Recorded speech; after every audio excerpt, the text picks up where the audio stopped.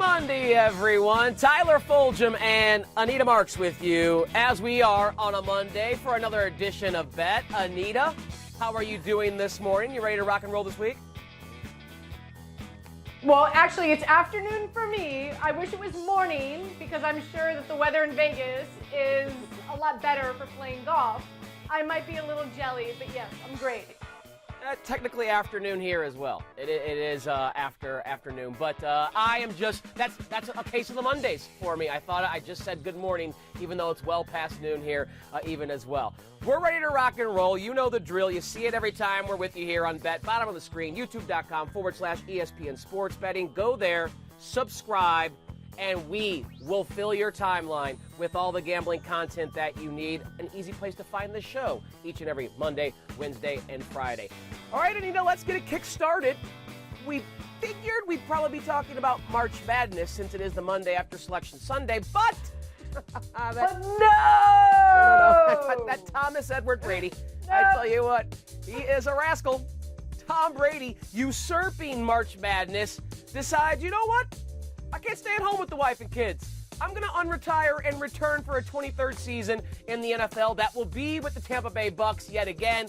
So, of course, markets are moving big time. An NFC that once looked like it was probably just the Packers and the Rams. Now you add the Bucks to that mix. If you consider a team like Dallas a contender, I'll let that be on you, not me. But here is the way that the markets have moved. He was listed in the MVP market before yesterday was an official unretirement. And look at that price at 45-1. So, Anita, are you someone that dabbled, sprinkled on Brady at MVP 45-1 before he moved all the way to 9-1? I am not that person. And Tyler, I have so many question marks in regard to this situation, right? Listen, I don't like the honey-do list as much as anyone. And I get it. Like, reality check after a month. Oh my gosh, what did I sign up for? I got to get back to playing football. I get it. But there's too many question marks for me here. This is a Tampa Bay Bucks team. They're still $3 million over the cap. Tom Brady is expected to make $10.5 million this year. Tyler, do you think Tom Brady's going to play for $10.5 million? I certainly don't. On top of that, exactly. On top of that, they have 23 free agents that they need to settle. I don't see how this team is going to win football games trying to work all of that out. And I'm just throwing this out here. I wouldn't be surprised if Tom Brady is traded to another team. And it just might be the San Francisco 49ers, who he's been wanting to play for since he was a young cub. So I'm staying away from any bets pertaining to the Tampa Bay Bucks. This whole thing smells fishy to me. I don't like it. The numbers don't add up. And even more so, I mean, we could go even further here in regard to the fact that there's reports out there that the Carolina Panthers might end up with Deshaun Watson. If that's the case, and you could get them to win the division at plus 750, I'm all over that. I mean, to me, Deshaun Watson and that Carolina team, in my opinion, would be the better team in the division. When you look at the NFC, I'm looking at the Rams at 5-1 to run it back. I think they're the better team over the Green Bay Packers and the Tampa Bay Bucks.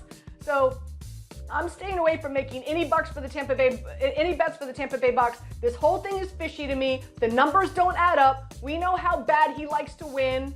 I just don't get it. I don't get it. I like you, Anita. I will not be running, nor will I be walking to the betting counter to place any Buccaneer bet. That roster is going to look a lot different than the one that Brady had the last couple years. He already lost two guards. One, Ali Marpet, one of the best in the business, and his other guard went to the Cincinnati Bengals, I believe, in free agency earlier today. So there's defensive players that might be on the move as well. They don't have any running backs next to them. We know Antonio Brown is already gone. They did franchise Chris Godwin, but this team is going to look drastically different. That is just a fact, even with Brady back and even if he does stay there. I look again at the NFC, and I think the price has just gotten more attractive for the Green Bay Packers and for the defending Super Bowl champion LA Rams. So I would much rather invest my money there where I have, I think, a little bit better idea of what those rosters are going to look like and how those quarterbacks will play with those players on the roster. So I like you. Brady being back to the Bucs does not interest me in Tampa Bay whatsoever. On the AFC side, we know that's where most of the best quarterbacks in the NFL, especially the young ones, are. Ben Pittsburgh, and now it looks like at least a short-term successor has fallen in place for Mike Tomlin to work with. Mitchell Trubisky planning to sign with the Steelers on a 2-year deal. Hey, Anita, does that move the needle at all for you in Pittsburgh? Well, we know Tomlin never is finishing below 500. That's the floor. Do you think Trubisky can give Tomlin competent enough QB play for them to compete for a playoff spot? Listen, I love this move, but if you've been on social media, Steeler fans hate this move. But I think they were expecting for something bigger, and I think we're stagnant in the way that we look at Mitchell Trubisky, right, in his time in Chicago. But he has grown since then. And if you hear a lot of the players out of Buffalo, as well as the fact that Joe Shane and Brian Dable here in New York wanted to bring Trubisky here to New York, it really tells you a lot what a great leader he is. And now he's joining a team that has a top 3, top 5 defense in the NFL, solid wide receiving core, tight end that's coming into his second year, solid offensive line that's only getting better. I think this is a really good fit for Trubisky. I think this is a great fit for the Pittsburgh Steelers.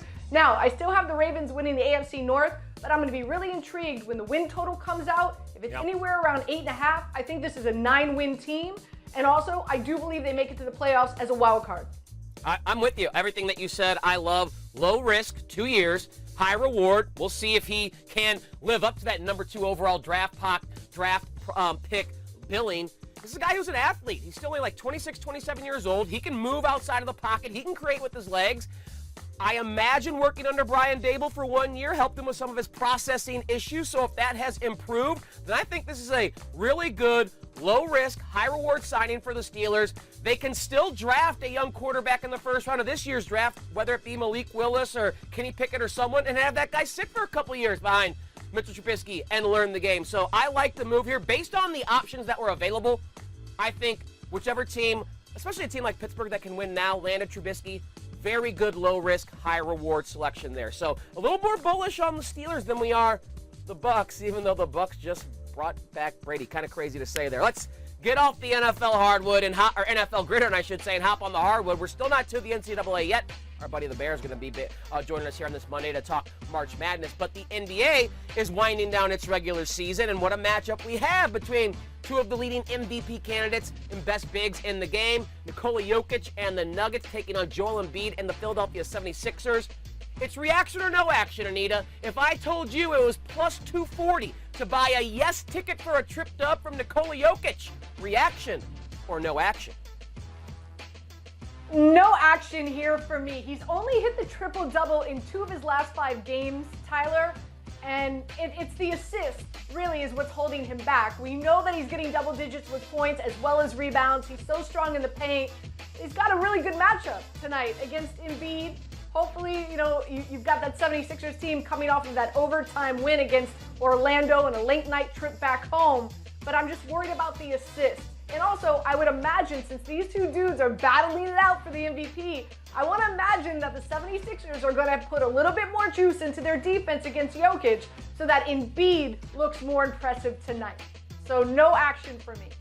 I am going to say reaction. I really do love the price at plus 240. Wasn't it last week in a game that he was plus 120 to have a triple-double? Now, I think that was against a team like Houston or something like that, which, again, I understand. But this is a game where it's going to be all eyes on this MVP matchup. And Jokic has all he's ever done the last 2 years is rise to the occasion when the stakes are at the best, whether it be the playoffs, whether he has these marquee matchups. So we know the points will be there. We know the rebounds will be there. The question is, will the assists be there? And if he sees double teams or extra attention or a lot of Embiid, we know he can find any of his teammates from any angle on the floor. With a total that's going up, it opened at 220.5, and it's been bet up to 224.5.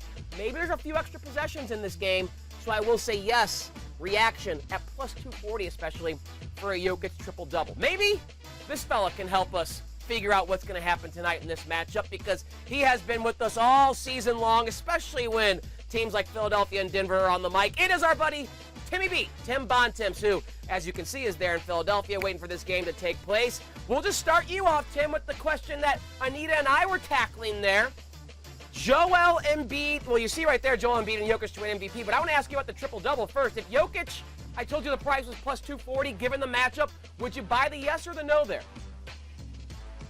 I'm with you, Tyler, in that I like the price, but ultimately I would have no reaction to that. I think when you look at these two teams, while I am excited to see Joel Embiid and Nikola Jokic play against each other for the first time in more than 2 calendar years since December of 2019, you have two tired teams coming into this game today. This is the game in 9 days for the Denver Nuggets, and it is the second game in a back-to-back for Joel Embiid. And I think when you look at the combination of those things together, I think you're going to see both of these guys maybe have their stats a little lower than you normally expect. And I think that in this matchup, while I like your point on the total being up and the ball moving around, I just don't think Nikola Jokic is probably going to end up with a triple-double today. So I would stay away despite the fact that I agree with you on the price being good. All right, fair enough. All right, Tim. So as you know, we're in this MVP battle. Embiid up on Jokic. Embiid's favored by -120. Jokic is +140. We've got about a month left in the season. Can Jokic catch up and impress the voters more than Embiid? How do you think the MVP race ends up? I absolutely think he can, and I think you've seen in the struggles that the Sixers have had in the past few days, I think that is the window where Nikola Jokic can really take advantage. Now, the Sixers have a tough schedule coming in here. They obviously play Denver tonight. They play Dallas on Friday. They play Toronto Sunday. They play Miami next week. They play Milwaukee and Phoenix later this month. Those are games that could swing either way for this Philadelphia 76ers team. But as we've seen, James Harden has not looked great when the competition has started to get better. Joel Embiid has been in a bit of a shooting slump lately. They almost lost to Orlando last night. Game went to overtime. If Philly starts dropping some of these games and Denver gets on a winning streak, I think that could be the thing that tips this thing one way or the other, is where these teams wind up in the standings. Because ultimately, you can put the stats in either direction here in this matchup. You could find stats that favor Nikola Jokic. You could find stats that favor Joel Embiid. It's really just a matter of which ones you decide to choose to pick from. And so ultimately, I think this might come down to team record. And while I think Joel might get a little bit of a knock there because of the addition of James Harden, I think the fact that they're going into this big stretch of games, if they win them, I like Embiid to win. If they lose them, I think Jokic has got a chance to slip in and get a back-to-back MVP award. Yeah, it should be fun to watch these two go at it in this game. I didn't know that, what you mentioned earlier, Tim. It's been more than 2 calendar years since we've seen these guys face off on the same court. We discussed the Jokic triple-double prop. You like the price, but think it may be hard for him to get there, especially with the assists. What about Joel Embiid props? You mentioned a little bit of a shooting slump that he's in. I have 31.5 set at his point prop. I have 10.5 set at his rebound prop, and I have 3.5 set as his assist prop, pardon me. So are there any of those three that you like one way or the other, whether it's an over or an under, as your best Embiid prop bet? I like over on rebounds if I'm picking one of them. I think when you look at this Sixers team, they really struggle to rebound the basketball, especially when Joel is off the court. They're rolling out there a starting lineup now with Tobias Harris at the 4 and Matisse Thybulle at the 3, and then Tyrese Maxey at the 2. They're small at all 3 of those spots. I think Joel is going to be coming out with a point to prove today, trying to put up numbers. And while I think the 31 points is kind of right on the number, I'll be very, very surprised if he's not up around 14, 15 rebounds tonight. So I really like the over on rebounds there if I'm going to pick one of those for sure. All right, Tim, you mentioned how this is a 76ers team coming off of an overtime win against Orlando. They traveled last night. They're still favored by 2. The over-under's at 224. Do you have a play in this matchup? I like Philly to win. I also do like the over. Neither one of these teams particularly likes to guard anyone, especially post the trade. I think, as I've said on the show before, I'm going to try to take the Sixers over whenever possible if I'm having to pick one way or the other with this team. But I do think Philly's going to win the game. They are at home. It does seem like Joel Embiid and James Harden are both going to play. Denver has played, as I said, this will be their 6th game in 9 days. They played 2 back-to-backs last week. They've shown a little bit of signs of wear. They lost on Saturday at home to Toronto. And so I do think that Philly wins this game. And, I expect it to be a pretty high-scoring affair, so I'll take the over on points as well. Our best game on the NBA docket, and it's on ESPN, 7:30 Eastern. Tip from Philadelphia. That's why our best guy, Timmy Bontemps, is there and helping us out today on Bet. Tim, thanks for your time and enjoy tonight's festivities. Thanks, Tyler. All right, Anita, it's our turn now to dive into this game. We heard what Timmy B had to say about Embiid, about Jokic, their props, what he likes in the game. Sixers laying that 3, and anytime the Sixers are involved these days, he likes the over. 3 points, home favorite, 224 is the total, which it has been skyrocketing. Opened at like 220, 220 and a half. It's up to 224 as of right now. We'll see if it moves even further as we get closer to tip, but I'll let you kick things off, Anita. How are you approaching tonight's marquee matchup in the NBA? Yeah, with all due respect to Tim, and obviously he's got his finger on the pulse of this game better than most, I have to swing the Nuggets here, getting the points. Again, this is the 76ers team. They took it to the limit with the Orlando Magic last night, and you had Embiid as well as Harden and Maxey. They all played over 40 minutes. Then had to jump on a late night flight, fly back to Philadelphia. And I think both these teams are going to bring their A game because they've got two of their favorite players, right, competing for that MVP, award at the end of the season. On top of that, this is a Nuggets team. They're averaging 119 points a game. They're 4-0 against the spread on the road as a dog. And they play really great transition ball on offense. And unfortunately, the 76ers defensively ranked 25th in the NBA against transition offense. Side note here as well, if Aaron Gordon cannot go, another bet I like in this game, Tyler, is Jeff Green over 10.5 points. Again, if Aaron Gordon is inactive. Yeah, I am going against Timmy B as well, so we're at least going off this cliff together like Thelma and Louise here, Anita. I'm going to go under, though, 224. While you're taking the side, I'm taking the opposite side of the total. Again, it's been shooting up here, and I kind of was on the under when it was at 220 and a half. Now I'm getting an extra 3.5, 4 points here.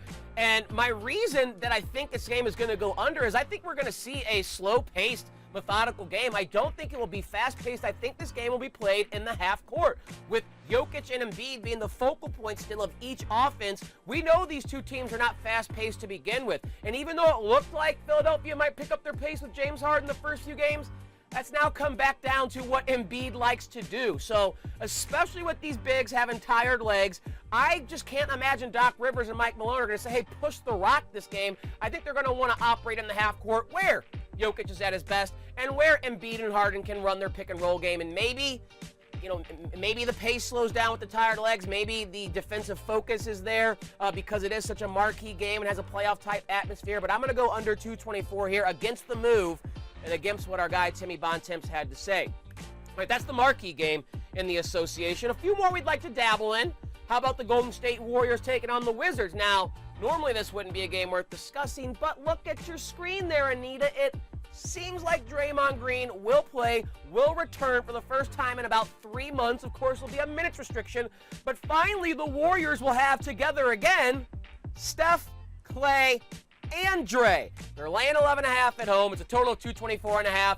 You have the Steph shirt on right now, chewing on that mouth guard. So is there a Steph prop coming, Miss Anita Marks?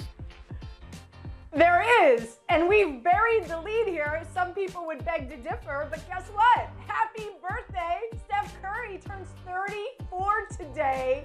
So big birthday gift for him. He gets Draymond Green back, so I'm going over points. I'm going over 3-pointers for him. As we know, when Draymond Green is on the court, it really opens up things for him. He averages 27 points a game. Also, going up against the Wizards, no bueno, Tyler, against 3-point shooting. They allow 38% to their opponents from behind the arc. And the last 5 birthdays that Steph Curry has played, he has put up 27 points or more. So I love that I'm getting this at 22.5.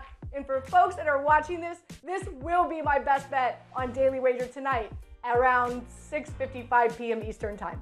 That means run, don't walk. I like it too. I hope Steph goes for 40 because I'm officially taking the points with the Warriors. I'll lay it with the Warriors, pardon me. I'm not betting the Wizards. They're the second worst ATS team on the road in the NBA behind only Atlanta. I'll play their team total over 118.5 with Draymond back. He doesn't just help them defensively, but he makes things easier for Steph and Clay in transition. And some of these guys that have emerged, like Moody and Kuminga off the bench, Jordan Poole, he can get them out on the break where they can use their athleticism to finish against a Wizards team, that is not good defensively. So I'll lay it with the Warriors, and I'll take their team total over with Draymond back. I think this offense goes off, and hopefully Steph Curry, the birthday boy, is a big reason for doing such. All right, while the Warriors and their fans starting to feel good because everyone's coming back, the Lakers and their fans are starting to realize that this may be a sinking ship. They just lost by 29 at Phoenix on Sunday. Tonight, they're at home against the Raptors, and it's the Raptors who are a 5-point road favorite with a total of 225. You see LeBron is questionable with a knee. Any interest in this game, Anita? Yeah, listen, I love the Raptors here tonight. As you mentioned it, this is a Lakers team, second game of a back-to-back, their third game in 4 nights. And even if LeBron James does play, the Raptors, they're players, they're long, they're lean, they're athletic, they're fast. They'll be able to contend and contest where LeBron's not going to be able to put up 50 points in one night. So I really like the Raptors here. Also, I like Siakam over 22.5 points. He's averaging way more than that for the last 5 games. And also, Scotty Barnes is becoming one of my favorite players in the NBA. I love him over 24.5 points in rebounds tonight. I think he has a big night against the Lakers. Yeah, I'm with you. I'm taking the Raptors. I'll lay the 5 points. This Lakers team is just a mess. I'm worried about a little bit of a bounce back, but as they continue to sink, I really just think that LeBron James is starting to coast and just play for points, and the team's success be damned, because it's clear that this team is going nowhere. The Raptors, meanwhile, pretty decent team. You mentioned Scotty Barnes, Siakam, Fred VanVleet. They got some players on that squad as they're trying to jockey for position in the Eastern Conference. So I, too, like you, will lay it with the Raptors, the 5 points. All right, Anita, you and Steph Curry hang tight right there, because we're going to drop it down to the collegiate level and welcome our buddy the Bear, Chris Fallica, to bet on this Monday, who is in the Bear Cave, ready to talk about some March Madness matchups that we will see this week. All right, Bear, let's dive right in. First game to discuss, Indiana taking on Wyoming. The Hoosiers, a 4-point favorite, total of 132.5 for this matchup. What you like in this one? Indiana had a great run in the Big Ten tournament and probably deserved a better fate against Iowa. I'm really curious here what the status George Geronimo is for the Hoosiers. He's a big part of their defense, and that could be a problem if he's unable to play or not 100% healthy against the Wyoming team with Hunter Maldonado and Graham Ike that really move the ball around and play well. I'm going to take Wyoming plus the points in this game. The Cowboys have played in close games all year long. You're giving me 4 points. Expect this to be a 1 or 2 possession game. I'm going to take my chances with the Mountain West team. All right, another matchup that features a pretty tight spread in the NCAA Tournament play-in. 2 16s matching up, Wright State and Bryant. Wright State favored by 3.5. Look at this total of 154.5 we're seeing in college. This first 4 play-in game on Wednesday. What do you like in this one, Bear? Yeah, I would expect this to be an up-and-down type game and a pretty high-scoring game. Obviously, Bryant, one of the higher-scoring teams in the country, and Wright State's defense has been a problem most of the year. But I'm going to go with Wright State here. I think they have more answers on the offensive side of the ball. I think that they can just get enough stops. And Bryant, sometimes, if they're not hitting their shots, they can go into prolonged droughts. I think Bryant will also be a little bit of a public team because I think they're more of a well-known commodity here. So I'm going to go with Wright State here to advance into the main draw. All right, final game to look at, Bear. 11-seed play-in game between the Notre Dame Fighting Irish, a 1-point favorite over a Rutgers team, which we know you have that Rutgers football helmet right behind you. 132 is the total for this matchup. Are you going with the helmet? Or are you going with the Golden Domers? I'm going to go with the Golden Domers here, laying the short number. I think they have the best player on the floor with Wesley. And if you look at Notre Dame, the way they finished the year, there's really no shame in what they've done. I mean, you lost, you ran into the Virginia Tech buzzsaw in the ACC championship game.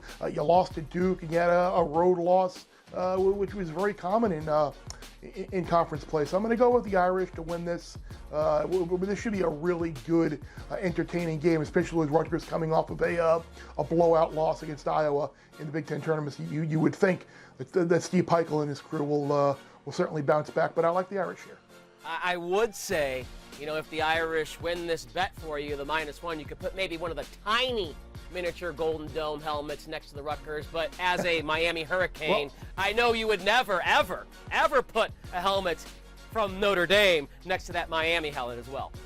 Well, here's a little inside info here. My wife's family, her entire family basically went to Notre Dame, and we actually do have a Play Like a Champion sign in the house. So it probably wouldn't be too hard for me to find a little Notre Dame helmet or a little fighting Irish mascot that could throw up there in some fashion. Well, happy wife, happy life. Got to have some Golden Domers Exactly somewhere right. in there. You're a smart bear, a wise bear, Chris Fallica.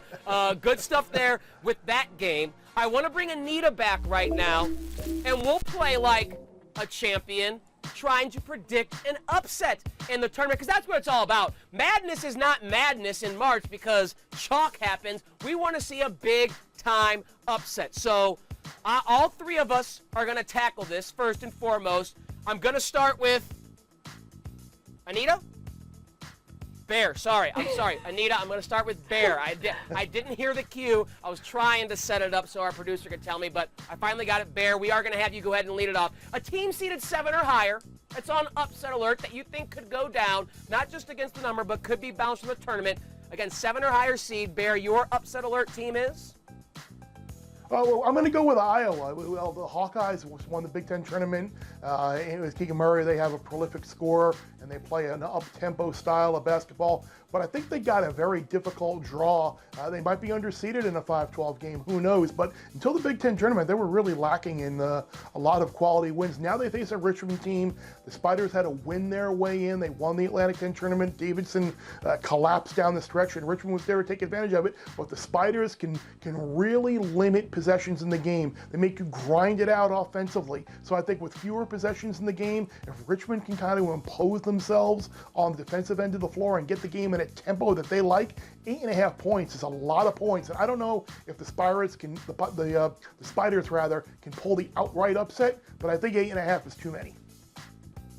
Yeah, I mean, that's an Iowa team that is certainly a lot of people's darling after what they did in the Big Ten tournament. Trendy. The style that they play is fun to watch, so you can really differentiate your brackets if you're filling out one by having Iowa bounced early in this tournament. All right, Anita, I will let you now have the floor. I'm sorry I teased you there, but your favorite upset alert team, again, 7 or higher that you want to put on upset alert is? Yeah, I don't think I understood the assignment. I thought we were talking about like a team that like is just gonna. I thought we were talking about like a team that's just gonna like straight up like upset. And so there were 2 teams I was looking at. One is Chattanooga over Illinois, but then I did some deep research. Bear, you're gonna love this. Colgate over Wisconsin. Man, listen, watch out for this Colgate team, man. They're the second best three-point shooting team in college basketball. They've won 19 of their last 20, and might not be aware of this, but Wisconsin, they are the worst three-point shooting team in the Big Ten. So Colgate's got all that firepower, and if you've been watching Wisconsin lately, they've got a lot of Lady Luck on their side. I don't know. Lady Luck runs out for them. Colgate comes out hot and is banging those three-pointers at 40-45% like we've seen them do. I think Colgate just straight up upsets Wisconsin in the Badgers. I think you got it right. You understood the understood the exercise perfectly. You just gave us 2, okay, and you're because right. Because Bear mentioned the spread. So I was like, okay, are we talking about like an okay. Yeah, I think you mentioned the spread. But I like what you did. I gave a spread. You gave a couple hours, but you're right. Wisconsin, Johnny Davis looks like he's either still hurt or kind of running on fumes lately. He was 3-19, I think, from the floor in their loss the other day. So yeah, I'm with you on both. I think both of those teams have really good chances to win. All right, I'll get real crazy here, and I'll put number 2 Auburn on upset alert, even in the first round against a 15 seed Jacksonville State. Now they are a massive 15.5-point favorite here, but what kind of confidence did Auburn inspire down the stretch? What kind of confidence did Auburn give you when they're playing outside of their home gym? They struggled big time. And all Jacksonville State's a 15 seed. We have seen plenty of 2s go down. I went to Missouri, for crying out loud. I saw Norfolk State knock off Missouri when they were a 2 seed. So I know this can happen. Duke's gone down as a 2 seed before. And Auburn's head coach, Bruce Pearl, used to coach against Ray Harper when they coached at a smaller level. And Harper beat him 13 out of 17 times that they coached against one another. So the dude can coach. And Auburn, even though they are way more talented than Jacksonville State, they're a team that I think a lot of people are looking to bounce them out of their tournament early. Maybe not in the first game, but I'll go ahead and put them on upset alert against Jacksonville State in round 1. Am I crazy, Bear? No, not at all. That's a chaos region for me. Because if it's not Kansas, you've got a 2 seed in Auburn who struggles away from home. You've got a 3 seed who struggles. You got a 4 seed in Providence, who's the luckiest team in the country. A 6 seed that doesn't have a head coach. A 5 seed who's a trendy pick. I'm with you. I think that region could be total chaos. Well, I hope the chaos for this last 30 minutes was fun for you. For Chris Fallica, the Bear, Anita Marks, I'm Tyler Fulghum. We'll see you back here Wednesday on Bet.